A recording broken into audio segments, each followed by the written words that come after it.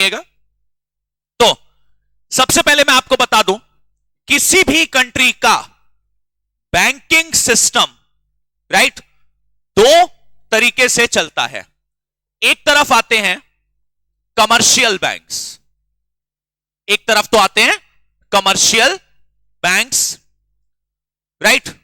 Commercial banks वो banks होते हैं जिनका काम है पब्लिक से डिपॉजिट्स एक्सेप्ट करना, यानी पब्लिक अपना पैसा इन बैंक्स में जमा करा सकती है राइट।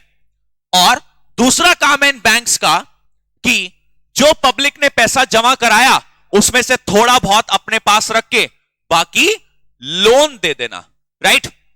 तो कमर्शियल बैंक्स, बैंकिंग सिस्टम में दो चीजें आती हैं। सबसे पहले है कमर्शियल बैंक्स। कमर्शियल बैंक्स वो बैंक्स हैं जो पब्लिक से डायरेक्टली डील करते हैं। पब्लिक इन बैंक्स में जाके अकाउंट ओपन करा सकती है, एफडी करा सकती है राइट। टाइम आने पर पब्लिक अपना पैसा वापस विड्रॉ कर सकती है। और ये बैंक सबसे मेन काम करते हैं कि पब्लिक ने जो पैसा जमा कराया उसे आगे कंपनियों को या पब्लिक को लोन प्रोवाइड करते हैं राइट। अब लोन प्रोवाइड करने से क्या आएगा? इंटरेस्ट आएगा। उसमें से थोड़ा सा इंटरेस्ट अपने पास रखेंगे और थोड़ा पब्लिक को दे देंगे राइट, जिससे बैंक का भी काम चलता रहता है और पब्लिक का भी पैसा अच्छे रेट पर इन्वेस्ट हो जाता है। तो अल्टीमेटली कमर्शियल बैंक्स वो बैंक्स हैं जो पब्लिक के साथ डायरेक्टली डील करते हैं। पब्लिक इसमें पैसा डिपॉजिट कराती है राइट। टाइम आने पर आप पैसा विड्रॉ भी करा सकते हैं और ये बैंक्स पब्लिक के आए हुए पैसे को इन्वेस्ट करती है, कंपनियों को लोन वगैरह देती है राइट। लेकिन हमारी कंट्री में जितने भी कमर्शियल बैंक्स हैं, आपने बड़े बड़े कमर्शियल बैंक नाम सुने होंगे। नंबर 1 पे जैसे city bank, HDFC bank, ICICI bank, axis bank, government के कुछ बैंक्स हैं, Punjab national bank, oriental bank of commerce जो मर्ज हो गया पंजाब नेशनल बैंक के साथ। तो अल्टीमेटली बहुत सारे बैंक्स आप देखते हैं जो पब्लिक से डायरेक्टली डील करते हैं। इनमें से कुछ प्राइवेट पार्ट है, मतलब प्राइवेट सेक्टर के थ्रू चलाने वाले बैंक्स हैं, कुछ गवर्नमेंट के बैंक्स हैं, कुछ मर्ज भी हैं, जैसे कि कैनरा बैंक राइट, उसे प्राइवेट और गवर्नमेंट मिलकर चला रही है, सेमी गवर्नमेंट बैंक है वो। तो कमर्शियल बैंक्स अल्टीमेटली वो बैंक्स हैं जो प्राइवेट सेक्टर या गवर्नमेंट सेक्टर या दोनों मिलके कोई भी चला सकता है और इनका काम है पब्लिक से डायरेक्टली डील करना राइट।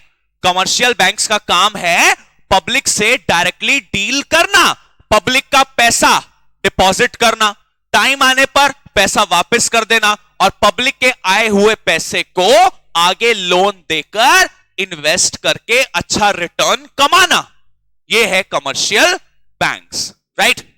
लेकिन ये जितने भी कमर्शियल बैंक्स हैं, ये जितने भी कमर्शियल बैंक्स हैं, ये अपना काम ठीक तरीके से कर रहे हैं या नहीं कर रहे?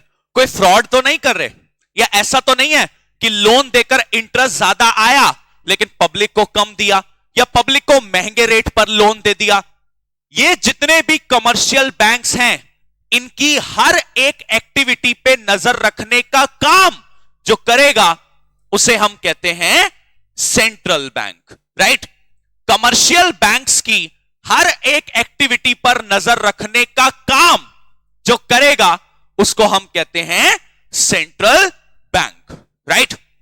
तो अल्टीमेटली आपको यह बात मैं क्लियर कर देता हूं कि इंडिया में जो सेंट्रल बैंक है, पहले आपको बता दूं किसी भी कंट्री में सेंट्रल बैंक सिर्फ एक ही होता है।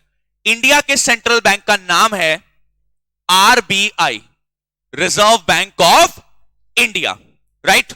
RBI reserve bank of India जो कि इस्टेब्लिश हुआ था 1 अप्रैल 1935 को अंडर आरबीआई एक्ट 1934। कभी अगर पूछ ले कि इंडिया का सेंट्रल बैंक कौन है तो आपका आंसर क्या होगा? RBI, reserve bank of India. कब सेटअप हुआ? 1 अप्रैल 1935 अंडर दी आरबीआई एक्ट 1934। पूरा लिखना होता है राइट। तो ये मैंने आपको एक छोटा सा इंट्रो दिया बैंकिंग के बारे में, लेकिन यहां पर एक चीज है जो आप कभी मिस नहीं कर सकते। वो क्या, वो मैं आपको बता देता हूं। ये जो कमर्शियल बैंक्स हैं, मान लो कोई भी कमर्शियल बैंक ले लो, सपोज एक प्राइवेट बैंक में लेके चल रहा हूं, एक्सिस बैंक, राइट। तो एक कमर्शियल बैंक की बात मैं लेके चल रहा हूं, एक्सिस बैंक। अब ये जो बैंक है, राइट, ये पब्लिक से पैसा लेगा, राइट, पब्लिक से डिपॉजिट जो है वो एक्सेप्ट करेगा, राइट, और पब्लिक से आया हुआ पैसा थोड़ा बहुत अपने पास रखेगा और बाकी आगे कंपनी वगैरह को लोन दे देगा, राइट। तो याद रखिएगा, जब एक बैंक पब्लिक से पैसा लेता है तो उसके बदले जो इंटरेस्ट चुकाएगा उसे कहते हैं बोरोइंग रेट। उसे क्या कहते हैं? Borrowing rate. और वही बैंक जब आगे लोन देगा तो इंटरेस्ट मांगेगा, उसे कहते हैं लेंडिंग रेट, राइट। मैं फिर बता देता हूं, मान लो मैं एक बैंक हूं, मैं पब्लिक से पैसा लूंगा ना, हाँ, तो पब्लिक को इंटरेस्ट दूंगा बदले में, राइट, उसे कहते हैं बोरोइंग रेट। और पब्लिक का पैसा जब मैं आगे इन्वेस्ट करूंगा तो वहां से जो इंटरेस्ट आएगा उसे कहेंगे लेंडिंग रेट। ये बोरोइंग रेट और लेंडिंग रेट के बीच में जो डिफरेंस है, यही बैंक का प्रॉफिट होता है, जिसे कहते हैं स्प्रेड। कैसे? पब्लिक ने पैसा जमा कराया 1 लाख, मैंने उसमें से थोड़ा बहुत काट के बाकी लोन दे दिया, राइट। लोन से इंटरेस्ट कितना आया? 5%। पब्लिक को मैंने कितना दिया? 3%। लोन देकर इंटरेस्ट कितना आया? लेंडिंग रेट कितना है? 5%। लेकिन पब्लिक को मैंने वापस कितना किया? Borrowing rate 3%। लोन का इंटरेस्ट आया 5%, पब्लिक को चुकाया 3%, तो बाकी बीच का बचा हुआ डिफरेंस 2% बैंक का प्रॉफिट है, और बैंक के उस प्रॉफिट को कहते हैं स्प्रेड। क्या बोलते हैं? स्प्रेड। तो what do you mean by spread? अगर मैं असाइनमेंट में पूछ लूं या बोर्ड में क्वेश्चन आ जाए व्हाट इज स्प्रेड, तो आप लिखेंगे difference between borrowing rate and lending rate is called spread. Borrowing rate क्या है? वो रेट ऑफ इंटरेस्ट जो बैंक पब्लिक को वापस करता है। लेंडिंग रेट क्या है? वो रेट ऑफ इंटरेस्ट जो बैंक लोन देने वाले से लेता है। लोन पर इंटरेस्ट कितना आया? Lending rate 5%। पब्लिक को कितना दिया? Borrowing rate 3%। तो बीच में बचा हुआ डिफरेंस 2% बैंक का प्रॉफिट है, राइट। ये कॉन्सेप्ट है। उसके बाद हम आगे चलेंगे और कुछ मीनिंग्स सीखेंगे। अगर मैंने आपसे असाइनमेंट में पूछा ना कि स्प्रेड क्या है, तो आप बता दीजिएगा difference between lending rate and borrowing rate. Lending rate क्या है? जिस रेट पर बैंक ने लोन दिया। बोरोइंग रेट क्या है? जो इंटरेस्ट बैंक पब्लिक को वापस करता है। बीच में जो डिफरेंस है वही बैंक का प्रॉफिट है, which is called spread. Okay जी। उसके बाद हम आगे चलेंगे और आगे मैं आपको बता दूं, कमर्शियल बैंक्स में आप 3 तरीके के अकाउंट ओपन करा सकते हैं, राइट। सबसे पहला सेविंग्स अकाउंट। कुछ बच्चे कहते हैं सर ये तो सिलेबस में ही नहीं है, तो मैं आपको बता दूं, आज तक कभी भी इसके हटने की ऑफिशियल डिक्लेरेशन नहीं आई।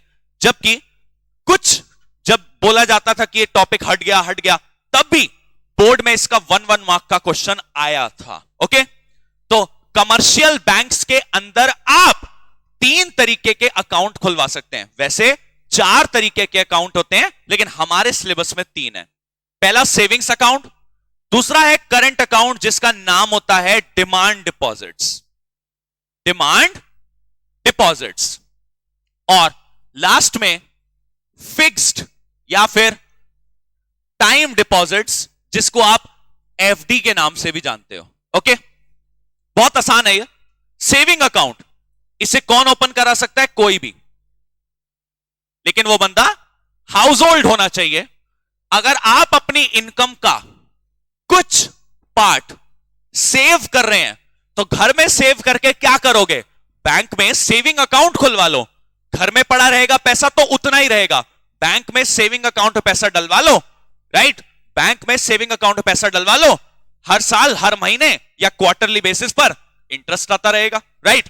तो सेविंग अकाउंट एक ऐसा अकाउंट है जो हाउस होल्ड्स ओपन कराते हैं अपनी इनकम का कुछ हिस्सा उसमें सेव करने के लिए, राइट।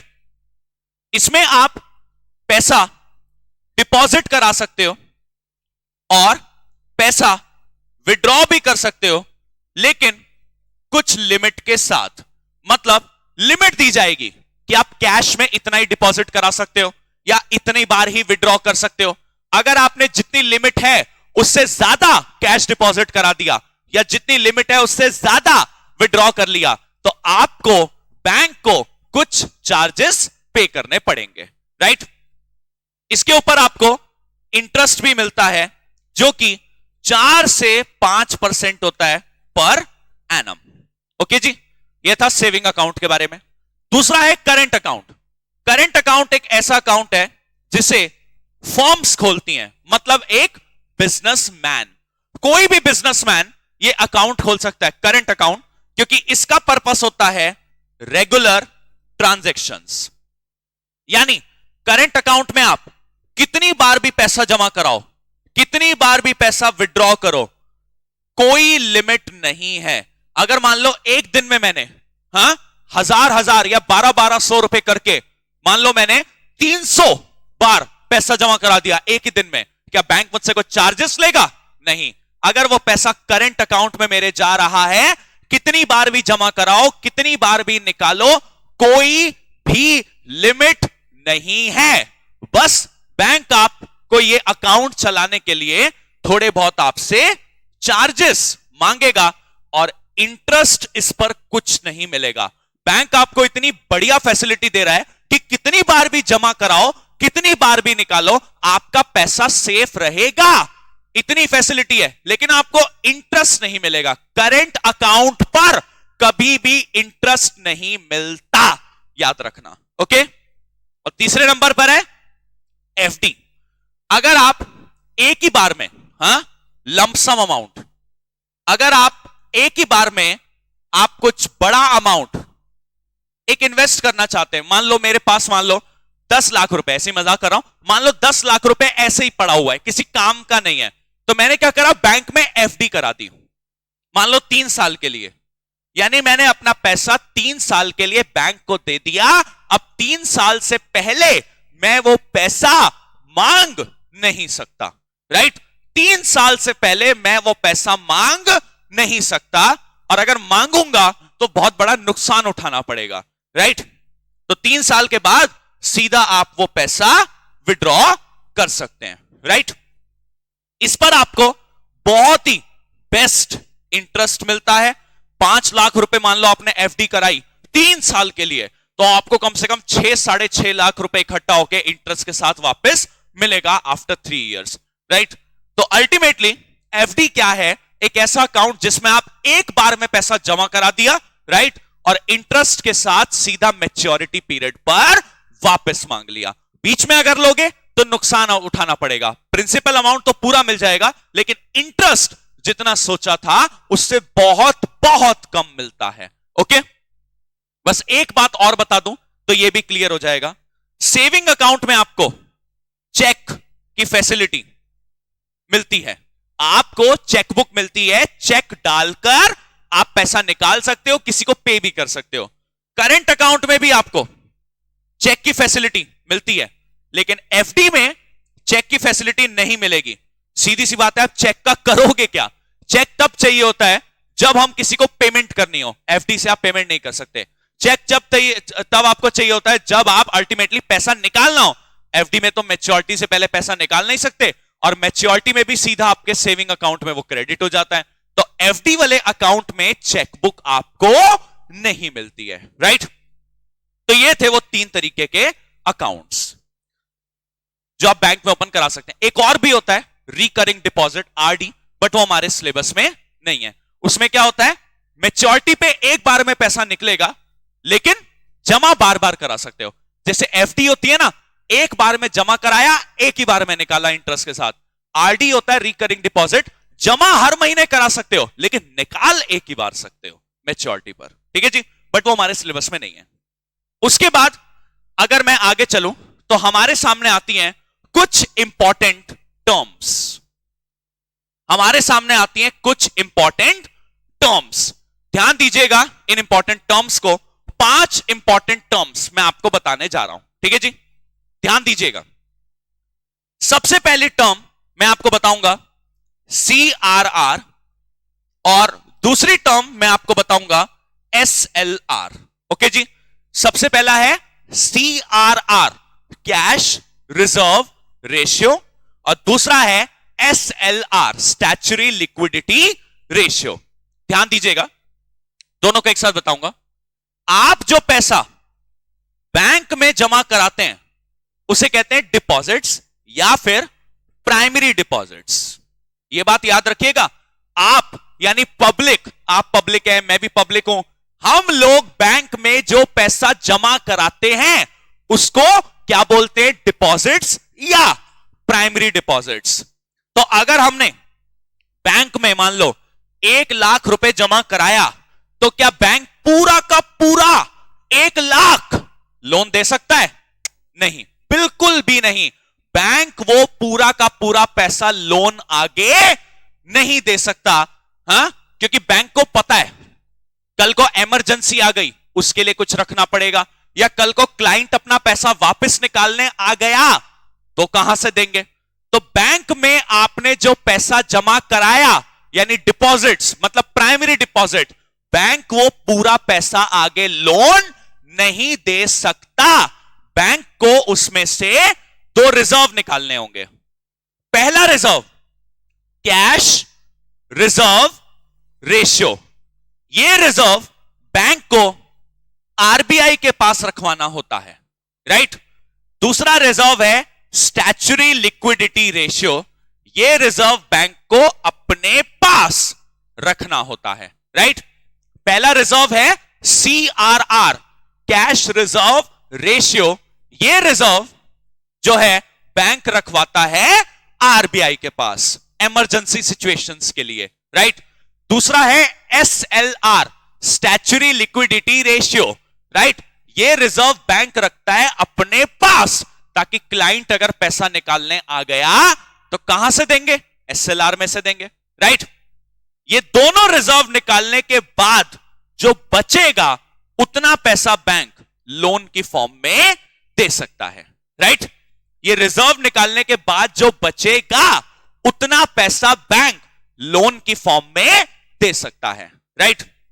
अच्छा, एक चीज यहां पर मैं आपको क्लियर कर दूं, जो रिजर्व आरबीआई के पास रखवाना होता है CRR, वो सिर्फ और सिर्फ कैश में रखवाया जा सकता है, यानी CRR का अमाउंट कैश में ही रखा जाएगा। कैश के अलावा किसी और फॉर्म में CRR मेंटेन नहीं हो सकता, ओके।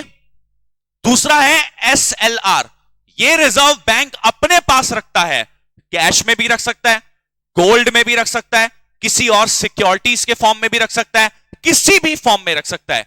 CRR आरबीआई के पास रखवाया जाएगा सिर्फ कैश की फॉर्म में।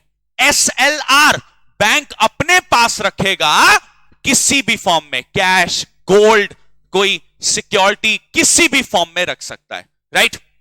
ये दोनों रिजर्व निकालने के बाद जो बचेगा उतना अमाउंट बैंक लोन दे सकता है। मान लो डिपॉजिट आया 1 लाख, CRR है मान लो 4%, SLR है मान लो 18%, CRR 4%, 1 लाख का 4% 4,000, SLR 18%, 1 लाख का 18% 18,000, तो 18,000 और 4,000 ये दोनों रिजर्व निकालने के बाद जो 78,000 रुपीस बचेंगे उतना अमाउंट बैंक आगे लोन की फॉर्म में कंपनी या पब्लिक को दे सकता है, राइट जी। ये मैंने आपको बता दिया, लेकिन ये जरूर याद रखना CRR आरबीआई के पास सिर्फ कैश की फॉर्म में, SLR बैंक अपने पास रखता है किसी भी फॉर्म में, कैश, गोल्ड, कैसे भी, ठीक है जी। और ये दोनों अमाउंट कितना होगा डिसाइड सिर्फ आरबीआई कर सकता है। ऐसे नहीं कि CRR का अमाउंट आरबीआई डिसाइड करेगा, SLR का बैंक खुद डिसाइड करेगा, नहीं, ये दोनों के दोनों अमाउंट डिसाइड करने की पावर, सीआरआर और एसएलआर दोनों की परसेंटेज डिसाइड करने की पावर सिर्फ और सिर्फ आरबीआई के पास होती है। ओके जी। उसके बाद आगे चलते हैं। दो टर्म्स मैंने आपको बता दी। अगली दो टर्म्स आती हैं रेपो रेट और बैंक रेट, है ना जी। रेपो रेट और बैंक रेट, ध्यान दीजिएगा क्या है रेपो रेट और बैंक रेट। ये कमर्शियल बैंक्स हैं, ठीक है, और ये है RBI, reserve bank of India, हमारा central bank. Okay, commercial banks RBI से काफी बार लोन लेते हैं, राइट। अब लोन लेगा कमर्शियल बैंक तो बदले में क्या पे करेगा? इंटरेस्ट, है ना। तो ध्यान दीजिएगा, अगर कमर्शियल बैंक ने आरबीआई से लोन लिया, लोन कौन मांग रहा है? Commercial bank. किससे? आरबीआई से। कमर्शियल बैंक ने आरबीआई से लोन मांगा, अगर वो लोन शॉर्ट टर्म के लिए था, हाँ, साल भर के अंदर अंदर लोन चुका दिया जाएगा, तो बदले में जो इंटरेस्ट देगा बैंक उसे कहेंगे रेपो रेट। लेकिन अगर कमर्शियल बैंक ने वो लोन लॉन्ग टर्म के लिए मांगा कि 1 साल के बाद चुकाएंगे, तब जो उस पे इंटरेस्ट लगेगा उसका नाम होगा बैंक रेट। ठीक है जी। मतलब आसान शब्दों में, मैं कौन हूं? Commercial bank. ये सामने मेरे कौन बैठा है? आरबीआई, ये मान लो, ठीक है। कमर्शियल बैंक ने आरबीआई से लोन लिया, अगर वो लोन, कमर्शियल बैंक ने जो लोन लिया वो लोन शॉर्ट टर्म के लिए था, तो बदले में जो इंटरेस्ट दिया जाएगा उसे कहेंगे रेपो रेट। लेकिन अगर कमर्शियल बैंक ने आरबीआई से लोन मांगा लॉन्ग टर्म के लिए, हाँ, 1 साल के बाद चुकाएंगे, लॉन्ग टर्म के लिए, तो बदले में जो इंटरेस्ट दिया जाएगा वो बैंक रेट। तो कमर्शियल बैंक लोन मांग रहा है किससे? आरबीआई से। शॉर्ट टर्म के लिए लोन मांगा तो बदले में रेपो रेट नाम का इंटरेस्ट चुकाऊंगा। लॉन्ग टर्म के लिए मैंने लोन मांगा, कमर्शियल बैंक ने लॉन्ग टर्म के लिए लोन मांगा, तो बदले में जो इंटरेस्ट चुकाऊंगा उसे कहेंगे बैंक रेट। ओके जी। और फिफ्थ यानी आखिरी टर्म है reverse repo rate. Reverse repo rate, ध्यान दीजिएगा, रिवर्स रेपो रेट। कभी कभार कमर्शियल बैंक्स के पास ना एक्सेस मनी पड़ा होता है। भाई बहुत बार ऐसे होता है कि बैंक्स के पास पैसा पड़ा है लेकिन मार्केट में लोन की डिमांड नहीं है। होता है ऐसा, बहुत बार होता है कि कमर्शियल बैंक्स के पास पैसा पड़ा है लेकिन मार्केट में लोन की डिमांड नहीं है, राइट। तो ऐसी सिचुएशन में क्या होगा? ऐसी सिचुएशन में क्या होगा? ऐसी सिचुएशन में यह होगा कि आरबीआई कहेगा कि बैंक तेरे पास एक्स्ट्रा मनी पड़ा है, तू क्या कर रहा है? उसका पड़े पड़े वेस्ट हो रहा है, मार्केट में लोन कोई मांग नहीं ना, तेरे पास पड़े पड़े पैसा वेस्ट हो रहा है। तो कमर्शियल बैंक अपना ये एक्स्ट्रा मनी किसको दे देगा? आरबीआई को। कमर्शियल बैंक अपना ये एक्स्ट्रा मनी, सरप्लस मनी किसको दे देगा? आरबीआई को। और आरबीआई उसे इंटरनेशनल मार्केट में इन्वेस्ट करेगा और बदले में जो इंटरेस्ट लाके देगा उसे कहते हैं रिवर्स रेपो रेट। ओके जी, याद रखिएगा, यहां पे शॉर्ट टर्म लॉन्ग टर्म नाम की कोई चीज नहीं होती। शॉर्ट टर्म के लिए पैसा आरबीआई को दो या लॉन्ग टर्म के लिए दो, मिलेगा रिवर्स रेपो रेट ही। Okay, repo rate bank rate में था ना, short term long term, short term के लिए रेपो रेट, लॉन्ग टर्म के लिए बैंक रेट। यहां शॉर्ट टर्म लॉन्ग टर्म कुछ नहीं है। कमर्शियल बैंक्स के पास एक्स्ट्रा मनी पड़ा था और मार्केट में कोई लोन नहीं ले रहा था, पड़े पड़े पैसा वेस्ट हो रहा था, तो कमर्शियल बैंक ने अपना एक्स्ट्रा मनी आरबीआई के पास रखवा दिया, आरबीआई को दे दिया।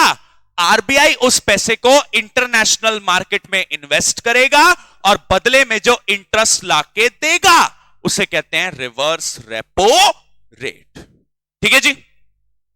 तो ये है अल्टीमेटली आपका कुछ इंपॉर्टेंट टर्म्स देखा आपने, इतने सारे meanings, commercial bank, central bank, commercial bank जो बोरिंग और लेंडिंग रेट में प्रॉफिट कमाता है, बीच में स्प्रेड, फिर current account, saving account, FD, फिर वो 5 टर्म्स, टोटल मिला के 11 बातें मैंने आपको इस वीडियो में बताई हैं। इस वीडियो से 3 लाख गुना ज्यादा इंपॉर्टेंट है सेकंड वाली वीडियो, जिसमें मैंने मनी क्रिएशन और क्रेडिट क्रिएशन का टॉपिक पढ़ाया है, जो बोर्ड में 6 नंबर का आता ही आता है। ओके, सेकंड वीडियो देखेंगे आप, मनी क्रिएशन, क्रेडिट क्रिएशन।